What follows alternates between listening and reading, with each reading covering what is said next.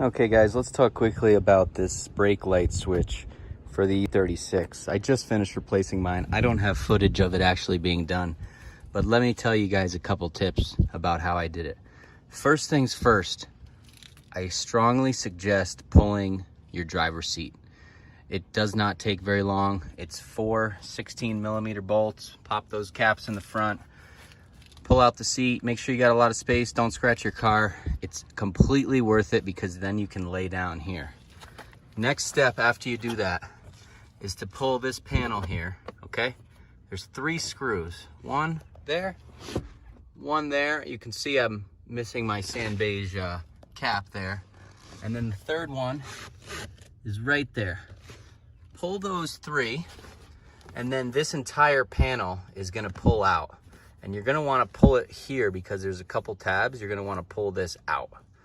When you get this panel out, you're gonna look up under here and you are gonna see the brake switch. It's somewhere up in there. Unplug it, and there's gonna be 2 other wires here that you're gonna wanna unplug as well. Get the panel out of the way, pull it off the car. When you see the brake switch, unplug the brake switch. And I was on Pelican and I read a really good tip as to how to pull the brake switch out. Rather than just yanking it out or breaking it or jamming it, if you can, take a long flathead screwdriver, depress the pedal, and kind of pry out the switch from the back side. It's a circle with kind of like a stick on it, and it goes in and out. And there's also a red or a white collar on the end. If you can pry that out, you can pull the switch out. But really, it's gonna be jammed in there. Just yank on it and wiggle it and get it out.